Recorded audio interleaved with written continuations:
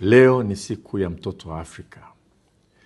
Tukio hili linatukumbusha wajibu wa kulinda na kuendeleza haki za watoto. Siku hii pia ni kumbukumbu ya watoto wa Soweto, Afrika ya Kusini, waliopigania elimu bora mwaka 1976. Kama tunavyofahamu, elimu ni moja ya vipaumbele vikuu vya nchi yetu, kama inavyoonekana katika dira ya taifa na kama ambavyo rais wetu Mheshimiwa Dr. Samia Suluhu Hassan mara nyingi anasisitiza. Katika hili, msisitizo mkubwa ni kuhakikisha usawa katika elimu, ikiwa ni pamoja na usawa wa kijinsia.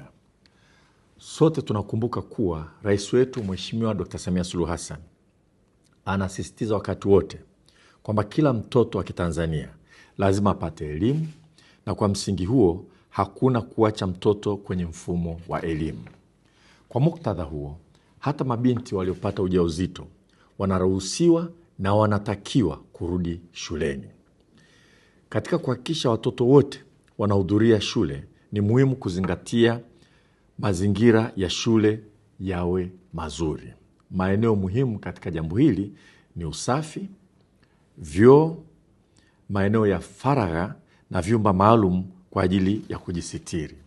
Haya mambo ni muhimu hasa kwa watoto wa kike. Kauli mbiu ya mwaka huu katika siku ya mtoto wa Afrika ni kuhakikisha upatikanaji wa huduma za maji safi, usafi wa mazingira na usafi kwa kila mtoto barani Afrika. Napenda kusisitiza agizo la waziri wetu mkuu Mheshimiwa Dr.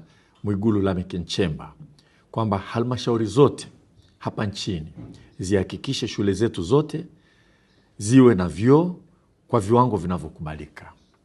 Wadhibiti ubora wa shule maeneo yote wanapaswa kufuatilia jambo hili, kwamba agizo la waziri wetu mkuu linazingatiwa na kutekelezwa na taarifa ziendelee kutolewa.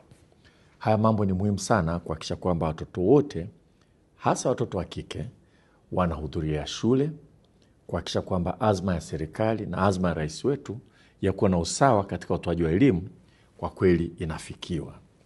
Natoa wito kwa wazazi, walezi, viongozi wa dini, viongozi wa jamii, mashirika ya kiraia, washirika wa maendeleo, sekta binafsi na wananchi wote kuendelea kushirikiana na serikali katika kuhakikisha kwa kila mtoto anapata haki za msingi, ikiwemo elimu, huduma za afya, maji safi salama pamoja na mazingira salama.